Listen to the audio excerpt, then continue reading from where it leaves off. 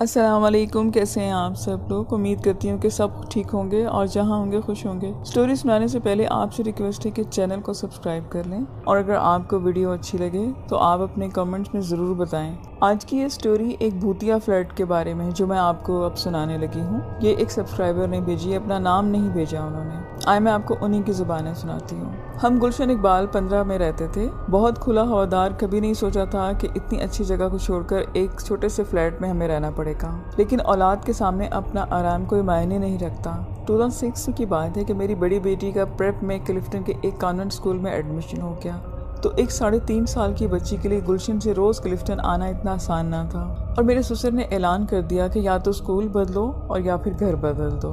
دادا سے پوتی کی تکلیف برداشت نہیں ہوتی تھی، اور میں بھی 4 مہینے کی دوسری بچی کے ساتھ بڑی بچی کو اسکول لانے لے جانے میں بے حال ہو جاتی تھی۔ پھر فیصلہ یہ ہوا کہ اسکول بہت اچھا ہے اور مقدر سے ہی ایڈمیشن ہوا تو گھر بدلا جائے گا۔ یہ بات میرے ساس سسر کے لیے اتنا دکھ کا باعث تو تھی، لیکن میرے شوہر بھی باپ کی حیثیت سے اپنی بیٹی کا ہی سوچ رہے تھے۔ ہم نے کافی مکان دیکھے، لیکن میں خود بھی کبھی اکیلی نہیں رہی تھی، اور پھر میرے ساتھ 2 ننھی بچیاں تھیں، تو یہ فیصلہ ہوا کہ فلیٹ کافی محفوظ ہوتے ہیں گھر کے مقابلے میں، تو ہم نے ایک فلیٹ کا سودا کیا۔ ہم نے جن سے فلیٹ خریدا وہ فیملی خود سکر میں رہتی تھی، اور یہ ان کا فلیٹ بند پڑا تھا۔ مجھے دیکھنے میں وہ فلیٹ کچھ پسند نہ آیا، لیکن میرے شوہر نے کہا کہ تم 2 مہینے ویٹ کرو، میں اس فلیٹ کی رینوویشن کرواتا ہوں، تم اسے پہچان نہیں پاؤ گے۔ اور واقعی 2 مہینے بعد میں نے جب اس کو دیکھا تو میرا دل باغ باغ ہو گیا۔ ہماری ایک سیپریٹ چھت تھی، میں مغرب کے بعد کبھی بھی فلیٹ میں نہیں رکتی تھی۔ ماسی ہماری چائے چھت پر لگا کر ہی جاتی تھی، اور میں بچوں کو لے کر وہاں رہتی جب تک آصف گھر نہیں آ جاتے۔ اس وقت بچے کھیلتے رہتے اور میں فون پر لگی رہتی، ہمارا ٹائم بھی گزر جاتا۔ پھر مجھے آہستہ آہستہ گھر سے انسیت ہونے لگی تھی۔ مغرب کے وقت ڈر لگتا تھا، پتہ نہیں کیوں چھٹی کچھ بتاتی تھی۔ میری کوشش رہتی تھی کہ اس وقت چھت پر رہوں، لیکن پھر نہ کوئی کام یاد آ جاتا، اس وجہ سے میں خود کو ایڈجسٹ کر لیتی اور ٹی وی وغیرہ لگا کر رونق کر لیتی۔ ایک دن ماسی کوئی ایسا ڈرامہ دیکھ رہی تھی کہ میں نے اس کو چیخ کر کہا کہ یہ منحوس آواز میرے گھر میں بند کرو۔ میرے وہم گمان میں بھی نہیں تھا کہ کسی اور مخلوق کو میری بات بری لگ سکتی ہے۔ کچن میں ایک روشن دان تھا، وہاں سے ہوا ایسی آوازیں آنا شروع ہو گئیں کہ رگوں میں خون جمنے لگا، اور پھر ایک نئی مشکل آن پہنچی۔ مجھے عین مغرب کے وقت ایسی نیند آتی کہ لاکھ کوشش کے باوجود بھی میں جاگ نہ پاتی۔ کتنی بھی کوشش کر لوں میں بے دم ہو جاتی، اور اس پر غضب یہ کہ لائٹ چلی جاتی، میری آنکھ کھلتی لیکن جسم بے جان۔ ایک رات تو حد ہو گئی، میں اپنے بیڈ پر سو رہی تھی کہ آصف بھی بے خبر سو رہے تھے۔ مجھے کچھ گرمی سی لگی، پنکھے کی زیادہ ہوا پیروں کی طرف آ رہی تھی، اس لیے میں نے تکیہ سرہانے سے اٹھا کر پیروں کے سائڈ پر رکھ لیا اور سو گئی۔ کچھ ہی دیر بعد میں نے چہرے کو گھما کر دیکھا تو ایک عورت کو بیڈ کے بالکل اس کونے کے ساتھ کسی کرسی پر بیٹھے دیکھا جو ہمارے گھر کی کرسی نہیں تھی۔ میں آج بھی اس کا چہرہ امیجن کر سکتی ہوں جیسے وہ کل کی بات ہو۔ وہ لمبی موٹی اور چھوٹی سی تھی، اور بال ایک سفید اور ایک کالا ایسے جیسے مکس ہوئے ہوتے ہیں، آنکھیں بہت بڑی بڑی اور حیرت سے پھٹی ہوئی، مجھے جھک کر سر سے پیر تک دیکھ رہی تھی۔ ناک نقشہ بالکل کھردرا اور بھاری جسامت، لیکن بے ڈول۔ بیٹھے ہوئے ہونے کے باوجود اندازہ ہو رہا تھا کہ لمبی بھی ہوگی۔ سفید ساڑی تھی، بڑی بڑی پھٹی ہوئی آنکھیں جو جھک نہیں رہی تھی، نہ ہی وہ جھپک رہی تھی۔ کمرے میں ایک عجیب سے تیز اور بھاری خوشبو، جس میں ایک طرح کی چراند بھی تھی۔ ایسی ہی بھاری خوشبو مجھے اس دن بھی محسوس ہوئی تھی جب ہم پہلی مرتبہ اس فلیٹ میں داخل ہوئے تھے۔ میری اور اس کی آنکھیں آمنے سامنے تھی، میری زبان چپ ہو گئی، میرا جسم جیسے بے جان تھا، میرے دل کی دھڑکن بے قابو تھی۔ میں نے اپنی پوری قوت جمع کر کے ایک ہاتھ سے آصف کی ٹانگ کو ہلایا اور اس کو چٹکی لی، لیکن وہ اٹھ نہ سکے۔ اس عورت کی آنکھیں مستقل ایک جیسی تھی، بنا آنکھ پلکے اور جھپکے۔ یقین کریں کہ میری جو حالت تھی وہ بیان سے باہر تھی۔ پھر تو یہ معمول بن گیا، میرا تو چین سکون سب لٹ گیا۔ میری امی رہنے آئیں، وہ سو رہی تھیں دوپہر کے وقت، اور میں کمرے میں لیٹی تھی۔ ماسی استری کر رہی تھی، بچے بھی وہیں کہیں کھیل رہے تھے۔ کہنے کا مقصد یہ ہے کہ اچھی خاصی چہل پہل تھی کہ اتنے میں امی کی چیخنے کی آوازیں آنے لگیں، کون ہو تم، کون ہو؟ اور مجھے سمجھنے میں 1 سیکنڈ بھی نہ لگا کہ امی نے بھی ان آنٹی کو دیکھ لیا ہے۔ میں بستر سے کود کر امی کے پاس بھاگی تو امی نے ڈرتے ڈرتے خوفزدہ لہجے میں بتایا کہ ایک عورت ان پر جھکی ہوئی ان کو گھور رہی تھی۔ بس پھر کیا تھا، میں نے تو پورا حلیہ بیان کر دیا۔ امی ایسی ہی تھی نا؟ تو انہوں نے کہا کہ ہاں بالکل ایسے جیسے تم بتا رہی ہو۔ फिर तो अम्मी कुछ दिन रह कर वहाँ से चली गई। फिर मैं थी और वो फ्लैट। मैंने भी खूब रोना धोना शुरू कर दिया।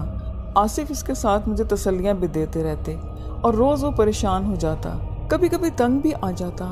मेरी बस एक ही रट थी कि मुझे नहीं रहना यहाँ, खुदा के वास्ते कहीं और चलो। इन जिन आंटी से मुझे डर लगता है, इनसे बेहतर तो तुम्हारी अम्मी थी। आसिफ मुझे डांट कर कहता कि बच्चों का खेल नहीं है घर बदलना। मैं मासी के गले लगकर अक्सर रोया करती। एक वो ही मेरी हमदर्द नज़र आती थी मुझे। मैं इसकी मिन्नती करती कि खुदा के लिए आसिफ के आने तक रुक जाओ, लेकिन वो बेचारी मजबूर थी। वो कहती कि बाजी मेरे दोनों बच्चे गूंगे बहरे हैं, मैं जब घर जाती हूँ तो गली में भटक रहे होते हैं, और इनका बाप जो किसी चमड़े की फैक्ट्री में काम करता है वो 12 बजे के बाद आता था। मैं इसकी मजबूरी सुनकर चुप हो जाती। वो मुझे हर तरह की तसल्ली देकर चली जाती। मगरिब के करीब मैं ना चाहते हुए भी सो जाती, और फिर कभी ऐसा महसूस होता कि जैसे मेरे चेहरे पर किसी का हाथ है और मैं हिला भी नहीं पाती। ऐसे में कई बार ऐसा भी हुआ कि लाइट चली गई। मैं जिन हालात की जंग में थी, मेरी एक ना चलती थी, जिन आंटी के आगे ना आसिफ के आगे। रोज़ रोज़ के इस हंगामे ने मुझे हलकान कर दिया था। रोज़ आसिफ के आते ही मैं बस रोना धोना शुरू कर देती। वो कभी तो बहुत प्यार से समझाता और कभी झुंझला जाता कि तुम पर बस किसी ये जिन भूत के किस्से शेयर करती हो, ये घर बदनाम हो जाएगा और कोई भी नहीं खरीदेगा। घर ऐसे ही 1-2 दिन में नहीं बिकते। और मैं जिद होकर कहती कि अल्लाह करे वो आंटी तुमको भी दिखाई दे, तो तुमको पता चले कि मुझे तो गला घोंट कर मार दो, मैं तो जिक्र भी नहीं करूँगी, बस अकेली ही सहती रहूँ। एक दिन मेरी बड़ी बच्ची दूसरे कमरे में रोती हुई आई। इसको भी भूत आंटी नज़र आ गई थी, हालांकि मैंने बच्चों से कभी इस बारे में कोई जिक्र तक ना किया था। इस दिन मेरा खौफ और ज़्यादा हो गया। मैं खुद एक चुड़ैल नमा चीज़ बन गई। पता नहीं मुझे क्या हुआ कि मैं उससे 2-2 हाथ करने के दिल में सोच ली कि या तो वो नहीं या फिर मैं नहीं। मैं शाम को मासी के जाने के बाद अक्सर बच्चों को छत पर खेलने छोड़कर अकेली फ्लैट में आकर बैठ जाती और ज़ोर ज़ोर से इन आंटी को बुलाती। मुझे नहीं मालूम कि यह हौसला कहाँ से मुझ में आया। इनको समझाती कि मेरी तरफ से कोई दिल आज़ारी नहीं हुई, फिर भी मैं आपसे माफ़ी चाहती हूँ। ये घर मुझसे पहले आपका है, हो सकता है हमारी वजह से आपको तकलीफ़ पहुँची हो, मगर ये कहाँ जायज़ है कि आप दूसरों को तकलीफ़ पहुँचाएं। आप हौसला रखें और आप खुदा से दुआ करें कि खैरियत के साथ हमारा बंदोबस्त कहीं और हो जाए। और मेरी भी अपने अल्लाह से एक नेक ख्वाहिश है, लेकिन हमको तंग मत करें, कोई ऐसा अल्फाज भी इस्तेमाल ना करें कि आपको बुरा लगे। फिर मुझ में एक इत्मीनान सा आ गया। मुझे ऐसा लगा कि जैसे इन हरकतों में कमी आ गई है जो पहले मुझसे बहुत ज़्यादा महसूस होती थी। अब मैं आसिफ को भी ज़्यादा मुँह न लगाती।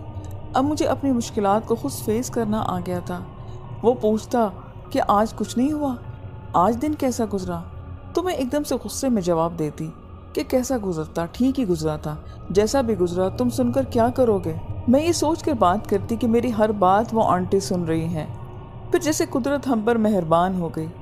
मेरे शहर का नॉर्थ नाज़िमाबाद वाला घर में जो कई साल से बिकने के लिए था, एक स्टेट एजेंट के पास था।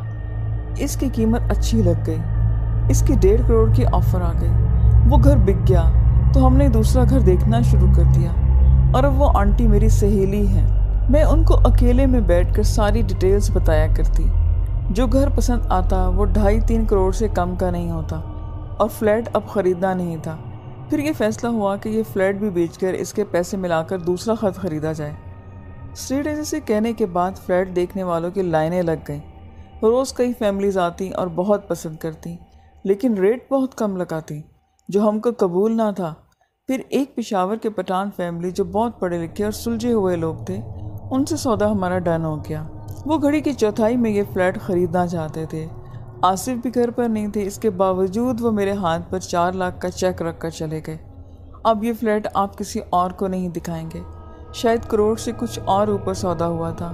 मैं बड़ी परेशान कि क्या करूं, मुझे तो इनको हैंडल करना भी ना आए। और खैर जब आसिफ आए तो मेरा फक चेहरा देख कर पूछा कि अब क्या हुआ, तो मैंने वो चेक इनके हवाले कर दिया। आसिफ ने स्टेट एजेंट को फ़ोन किया और मुबारकबाद जैसे लफ्ज़ सुनकर मैं मुतमईन हो गई कि शुक्र है कि कोई हमाकत मुझसे सरदर्द ना हुई। लेकिन मुश्किल 2-3 ही गुजरे थे कि वो आदमी और उसकी बेगम मुंह लटकाए आए कि हम रात का खाना खा रहे थे और मैं चाय लेकर अपने कमरे में पहुंची तो ये अल्फाज सुनने को मिले कि बस नसीब में नहीं था। मैं बुझ सी गई بعد میں ڈیٹیلز پتہ چلی کہ وہ پیسوں کا بندوبست نہیں کر سکتے اور سودا کینسل ہو گیا۔ آصف نے ان کا چیک ان کے حوالے کر دیا اور وہ شرمندہ سے واپس چلے گئے۔ میں دوبارہ پریشان ہو کر بیٹھ گئی۔ پھر اس کا سودا ایک اور فیملی میں ہوا اور ان کو ٹوٹ کر وہ فلیٹ پسند آیا۔ پھر 2 دن بعد وہ سودا بھی کینسل ہو گیا۔ میں اور آصف حیران کہ یہ کیا ہو رہا ہے۔ اب آصف بھی میری باتوں کو یقین کرنے لگے تھے اور کہا کہ یار کہیں وہ تمہاری جین آنٹی تو ایسا نہیں کر رہی کہ ان کو یہ فیملیز پسند نہ آتی ہوں۔ پھر سودا ہوا اور پھر کینسل۔ جب تیسری بار ایسا ہوا تو ایک دوپہر میں بہت روئی کہ یہ کیا ہو رہا ہے، اور اس کے بعد آپ حیران ہوں گے کہ ایک اور فیملی آئی اور 1,20,00,000 میں سودا ڈن ہو گیا۔ پھر تو کوئی شک نہ رہا کہ پچھلے سودے کیوں کینسل ہوئے تھے۔ میں نے ان کی بیگم کو باتوں باتوں میں بتایا کہ یہ فلیٹ بہت خوش قسمت ہے اور یہاں آ کر انہونی خوشیاں ملی ہیں۔ تو آصف مجھے گھورتے رہے کہ شاید میں اپنی جن آنٹی سہیلی کا ذکر نہ کروں، لیکن میں اتنی بھی پاگل نہیں تھی۔ پھر وہ فلیٹ اس فیملی کے ساتھ خیریت سے بک گیا۔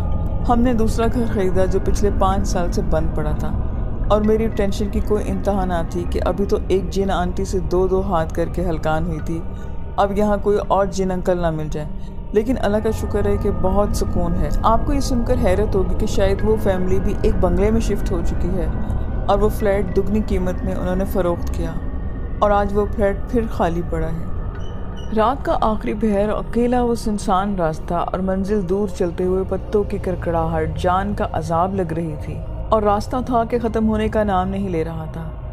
ایسا لگ رہا تھا کہ جیسے کوئی اس راستے کو کھینچ کھانچ کر لمبا ہی کر رہا ہے۔ اب تو اعصاب بھی جواب دیتے جا رہے تھے۔ سردی بھی جیسے آج ہی زوروں پر تھی۔ اتنی موٹی جیکٹ کے باوجود بھی سردی رک نہیں پا رہی تھی۔ اس سنسان راستے پر پیدل چلنا اور بھی دشوار ہوتا جا رہا تھا کہ ہر طرف خاموشی ہی خاموشی تھی، جیسے یہاں صدیوں سے کوئی آدمزاد نہ آیا ہو۔ لیکن اس خاموشی کو آج اس کے قدموں کی چاپ اور پتوں کی کھڑکھڑاہٹ مل کر ماحول کو خوفناک بنا رہی تھی۔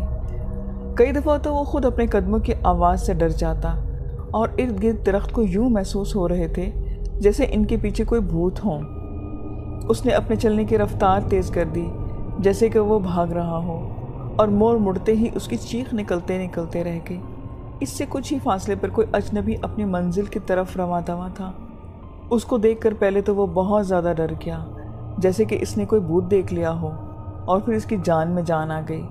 اجنبی جو اس کے کچھ فاصلے پر جا رہا تھا، اس کے احساسات بھی تقریباً وہی ہوں گے، کیونکہ اس نے بھی پلٹ کر ایسے ہی دیکھا تھا جیسے مانو کوئی بدرو ہو۔ اتنے میں وہ اجنبی قریب آ چکا تھا اور وہ اجنبی یوں بولا کہ کیا آپ اس گاؤں سے تعلق رکھتے ہیں؟ اس جملے کے دوران اس کی نظر اس اجنبی پر پڑی تو وہ جیسے ہل کر رہ گیا۔ ایک دفعہ تو اس کا دل کیا کہ ابھی بھاگ جائے۔ عجیب ڈراؤنا سا چہرہ تھا، چہرے کے کچھ حصے پر سفیدی سی تھی اور کچھ حصہ جلا ہوا تھا۔ ایک تو سردی تھی اور اوپر سے اس کے جسم میں سردی کی ایک اور تیز لہر دوڑ گئی۔ وہ اجنبی بولا کہ جیسے ایک سانڈ نے ڈکار لی ہو۔ پھر خاموشی چھا گئی، لیکن اس وقت ایک کالی بلی میاؤں کی آواز نکالتی ہوئی یوں گزری پاس سے جیسے اس کی نیت حملہ کرنے کی ہو، مگر کسی نادیدہ طاقت نے اس کو واپس دھکیل دیا۔ وہ ایک دفعہ تو اس کی جان اوپر کو اوپر رہ گئی، سانس جیسے گلے میں اٹک گیا ہو۔ بڑی ہی مشکل سے اس نے اجنبی سے کہا کہ میری تو جان ہی نکل گئی، یہ کیا تھا؟ اجنبی ایسے پرسکون جیسے کہ کچھ پتہ ہی نہ ہو کہ اس کے آس پاس کیا ہو رہا ہے، اور لا علمی کا اظہار یوں کیا کہ مجھے نہیں پتا۔ درختوں کے جھنڈ سے باہر نکلے تو تھوڑا سا میدانی علاقہ آ گیا۔ اب ہر طرف جھاڑیاں اور خشک گھاس تھی اور چھوٹی چھوٹی پگڈنڈیاں سے تھیں جن پر وہ دونوں چلنے کی کوششیں کر رہے تھے۔ کبھی پاؤں پھسل جاتا تو کبھی قدم ڈگمگا جاتے۔ اب چاند کی روشنی بھی زیادہ آ رہی تھی، اور اس روشنی میں اس نے اجنبی پر نظر کی تو اس کو محسوس ہوا کہ جیسے اب وہ بے ہوش ہو کر گر جائے گا۔ جس جگہ سے اجنبی کا چہرہ پہلے جلا ہوا لگ رہا تھا، اب وہاں بال نظر آ رہے تھے، جس سے اجنبی کا چہرہ اور خوفناک ہو گیا۔ اب تو اس نے ڈر کر بھاگنے کے لیے اجنبی سے کلام شروع کر دیا کہ بھائی صاحب آپ کہاں سے تشریف لا رہے ہیں اور اس گاؤں میں آپ کو کس سے ملنا ہے؟ تو وہ اجنبی بولا کہ جیسے کسی بڑے سے بیل نے آواز نکالی ہو، جو اس خاموشی میں اور بھی بھیانک لگ رہی تھی۔ میں بہت دور سے آیا ہوں اور مجھے اس گاؤں میں کسی سے ملنا ہے۔ اب اس نے پوچھا کہ کس سے ملنا ہے آپ نے اس گاؤں میں؟ اس پر اجنبی کا روب اور اس کا خوفناک چہرہ اس کی جان نکال رہا تھا۔ اوپر سے سردی میں اس کو پسینہ آ رہا تھا۔ اجنبی بولا مجھے اس گاؤں میں حشمت سے ملنا ہے۔ وہ اس کی بات سے تھوڑا چونکا۔ اب اس نے پھر پوچھا حشمت کے والد کا کیا نام ہے؟ اجنبی بولا کہ چودھری مہتاب۔ اب کی بار وہ بری طرح چونکا اور تیزی سے بولا تم کو حشمت سے کیا کام ہے؟ اتنی دیر میں وہ میدانی علاقہ عبور کر کے گاؤں کے قبرستان والے حصے میں پہنچ چکے تھے۔ اب تو ماحول اور زیادہ خوفناک ہو چکا تھا۔ اوپر سے قہر یہ کہ وہ اجنبی جو عجیب و غریب تھا۔ اجنبی اس دفعہ بہت پراسرار اور دہشتناک انداز میں بولا میں کچھ دکھانا چاہتا ہوں۔ کیا؟ اجنبی نے کہا تم حشمت کو جانتے ہو کیا؟ حالانکہ اس کا گلا خشک ہو رہا تھا۔ ہاں میں جانتا ہوں حشمت کو۔ اب اس نے اتنا ہی کہا تھا کہ ایک دم کسی کی چیخنے کی آواز آئی اور پورا قبرستان جیسے دہل گیا ہو، جیسے کسی مردے کو 1000 من کا گز مارا دیا ہو اور وہ پھر سے مر گیا ہو۔ اس چیخ کو بازگشت ابھی جاری تھی کہ ایک اور کان پھاڑ دینے والی چیخ سنائی دی۔ اس کے ساتھ ہی اس کی بھی چیخ نکل پڑی۔ اسے لگا کہ آج اس کا آخری دن ہے اور اس نے ڈر کر بھاگنے کی کوشش کی، لیکن اس کو لگا جیسے اس کے پیروں کو زمین کے نیچے سے کسی مردے نے تھام لیا ہو اور وہ اپنی جگہ پر جم کر رہ گیا۔ اجنبی اسی لمحے اس کی طرف مڑا جس پر اس کی چیخوں کا کوئی اثر نہیں محسوس ہو رہا تھا۔ ہیبت ناک انداز میں وہ بولا کہ کیا جانتے ہو؟ تو اس نے رونے والے انداز میں کہا کہ میں ہی حشمت ہوں اور تم کو مجھ سے کیا کام ہے؟ تو اجنبی نے ایک دل ہلا دینے والا کہکا لگایا اور بولا کہ حشمت تم ہو؟ میں نے سنا ہے کہ وہ جنات کو دیکھنا چاہتا ہے، بہت بڑھ بڑھ کر باتیں کرتا ہے۔ اب حشمت گرنے والا تھا اور اپنے ذہن میں قرآن پاک کی آیات کا ورد دہرانے کی کوششیں کرنے لگا، لیکن یہ کیا اس کو کچھ بھی یاد نہیں آ رہا تھا۔ اجنبی ایک دم سے اس کے سامنے سے غائب ہو گیا۔ اب حشمت کو لگا کہ اس کی آنکھیں بوجھل ہو رہی ہیں اور اس کا جسم اس کا ساتھ چھوڑ رہا ہے اور وہ کسی قبر پر گر رہا تھا کہ اچانک ایک دم کان پھاڑ چیخ دینے کی آواز آئی کہ اب حشمت کو لگا کہ اس کا دل کلیجے سمیت باہر آ گیا ہے اور پھر ایک کہکہا بلند ہوا۔ اس کو لگا کہ جیسے قبر پر وہ گرا اس میں سے کسی نے ہاتھ باہر نکال کر اس کی کلائی پکڑ لی ہو۔ یہ اس کا آخری احساس تھا۔ اس کے بعد وہ بے ہوش ہو گیا۔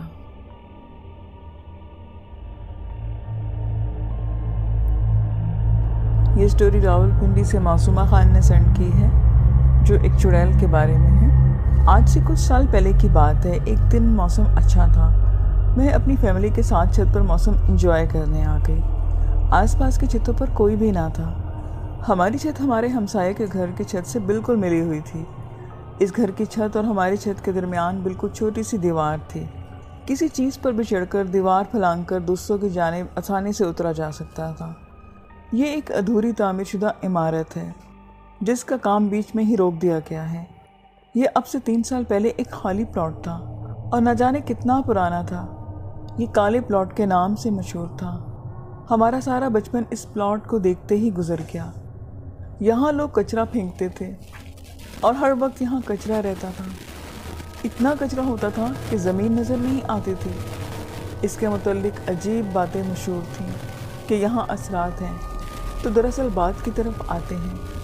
اس دن ہم چھت پر گئے تو دیکھا کہ ایک چھوٹی دیوار کے پاس زمین پر ڈھیر سارے خشک کھجوریں اس طرح رکھی گئیں جیسے باقاعدہ کسی نے لا کر رکھی ہوں۔ اگر کوئی کہیں سے پھینکتا تو یہ چھت پر بکھری ہوئی چاہیے تھیں، مگر وہ ایک کونے میں سمیٹ کر رکھی ہوئی تھی۔ ہمیں ہے کہ گھر میں کسی نے انہیں نہیں دیکھا کہ کس نے یہ رکھی ہیں، اور باہر کا کوئی بندہ گھر میں بھی نہیں آیا، مگر خیر میں نے وہ کھجوریں اٹھا کر اس چھوٹی دیوار کے پار خالی عمارت کی چھت پر پھینک دی، جو کہ ابھی پلاٹ ہوا کرتا تھا۔ اب اس دن کی رات جب میں سونے لیٹی تو مجھے نیند نہیں آ رہی تھی۔ بہنیں اس کمرے میں بے خبر سو رہی تھیں۔ کمرے میں لائٹ بند ہونے کے باوجود ہلکی سی روشنی ہو رہی تھی۔ میں کروٹیں بدلتی رہی۔ آخر کار ہلکی سی نیند آنے لگی۔ ابھی کچی نیند میں ہی تھی کہ مجھے احساس ہوا کہ کوئی مجھے گھور رہا ہے۔ میں نے جھٹ سے آنکھیں کھولیں تو دیکھا کوئی عورت میرے بالکل چہرے کے اوپر جھکی مجھے گھور رہی تھی۔ عجیب بھیانک چہرہ تھا اس کا۔ اس کی آنکھیں بے حد بڑی بڑی تھیں، انسانی آنکھوں جیسی تھیں، مگر سائز انسانی آنکھوں سے دگنا بڑا تھا۔ لمبے لمبے بال اس کے کندھوں کے گرد پھیلے ہوئے تھے اور یقیناً سیاہ لباس میں تھی، अब ये हाल था कि वो मुझे घूर रही थी और मैं आंखें झपकाए बिना सांस रोके इसे देख रही थी। फिर कुछ सेकंड्स में मुझे एहसास हुआ कि ये क्या चीज़ है और मैं ज़ोरदार तरह से चीखे और करवट बदलकर उठकर भाग गई। मैंने जल्दी से लाइट खोली, इस जगह देखने लगी, मगर अब वहाँ पर कोई भी ना था। मेरी बहन भी जाग चुकी थी। इसने पूछा भी कि क्या हुआ था, मगर मैंने कहा कि कुछ नहीं और दोबारा आकर अपने बिस्तर पर लेट गई। मैं इस मामले में ज़्यादा डरपोक नहीं हूँ, या आप यूँ समझ लें कि मेरे साथ इस किस्म के इतने वाक़यात हो चुके हैं कि मेरा डर कम हो गया है। इसके अलावा एक दफ़ा मेरी बहन ने भी मुझे बताया कि एक रात इसकी आंख खुली तो इसने मेरे पास एक औरत को बैठे देखा था जिसके बाल बेहद लंबे और आंखें बड़ी बड़ी थीं, और वो मेरे पास बैठे मुझे देख रही थी और मैं बेखबर गहरी नींद सो रही थी। मगर अब मैं डरती नहीं हूँ। हमारी तरह के जन्नात भी होते हैं, अपनी मौजूदगी का एहसास दिलाते हैं। रात को अल्लाह का नाम लेकर सूरतें पढ़कर आराम से सो जाती हूँ।